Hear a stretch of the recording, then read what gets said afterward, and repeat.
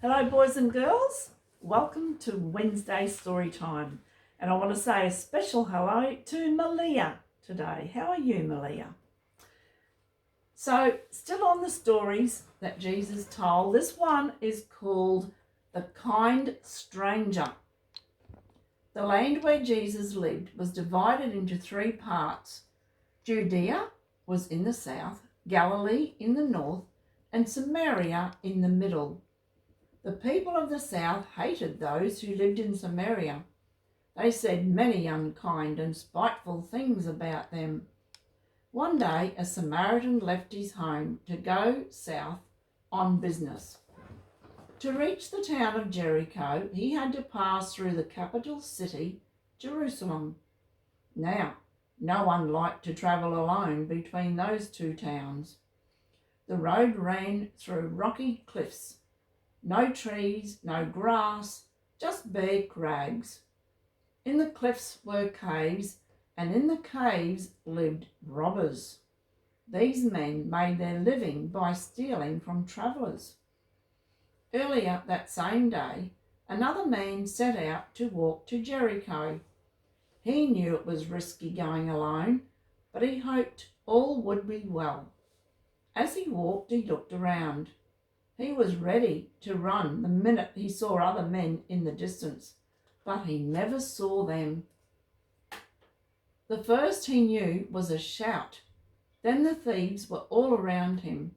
He tried to fight, but it was hopeless. Before a blow from a stick stunned him, he had been badly hurt. The robbers took everything he had, even his clothes. Then they went away, leaving the poor man by the roadside. He lay quite still. The hot sun beat down, but he knew nothing. After a time, another man came in sight. He was a priest. He had been serving in the temple at Jerusalem. He was almost level with the hurt man before he saw him. He stopped dead. He looked back at the road along which he had come. He looked up at the cliffs. He looked at the path ahead. Those dreadful robbers, he shivered. Something should be done about them. Who knows where they are now? If I stay here, they'll catch and kill me too. Off he ran, thinking only of himself. He didn't even go near the man to see if he could help him. Soon another traveller came walking briskly down the road. He was a Levite, one of the special group, also with duties in the temple. As he turned the bend, he saw the man lying still beside the road where the robbers had thrown him. He too glanced around, but he did cross the road. He looked down at the still form and thought, what a nuisance, just when I was in a hurry to get home. I wonder if there's anything I could do. He looks dead already to me. If he is, and I touch him, think of all the trouble it will mean. Yes, I think he's beyond my help. Poor man, how terrible to die like that. And off he went. The wounded man stirred. How sore and thirsty he was. If only he could have a drink. As if in answer, he felt an arm lifting him a little, and a kind voice said, "Drink this. No, don't try to move until I see how badly you're hurt.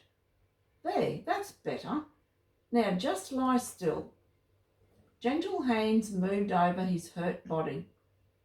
"No," said the voice, "no bones are broken. I'll bind up your cuts and then we'll see about moving you." Oil was poured on the sore places and they were bandaged. The sick man felt a little better and opened his eyes. To his surprise, it was a Samaritan looking after him. He could not believe it.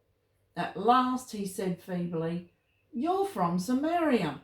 Don't you know that I am a Jew?" The other man looked surprised. "Yes, of course I do." "But you're so kind to me," said the wounded man. No Jew would bother about a man of your country. I know the bad feeling between our people, the stranger said quietly, but surely in God's sight we are all brothers. Now don't talk any more. If I put my arm around you, can you stand? Slowly, that's right. Steady, here's my donkey. I'll lift you on his back. If I hold you, I think you'll be able to ride. Talking cheerfully, the Samaritan led the donkey along the road. He didn't think about robbers or his own safety at all. He just wanted to get the sick man to shelter as soon as possible. Some miles ahead stood an inn or a motel. As they reached it, the owner came running out to help. Together, he and the Samaritan carried the wounded traveller to the comfort of a bed. I'm sorry I can't stay longer, said the Samaritan to the motel keeper. Here's enough money to pay for his lodging and anything else he needs. If there is any money owing, I'll call in on my way back from Jericho and pay it. Thank you, whispered the sick man. I'll never forget your kindness. Everyone is part of God's family. The country we come from or the colour of our skin doesn't matter. We all belong together and must help each other. And there's the kind Samaritan man helping the wounded man riding on his donkey. So boys and girls, keep a lookout for anyone who might need your help this week. God bless you. We'll see you tomorrow. Bye for now.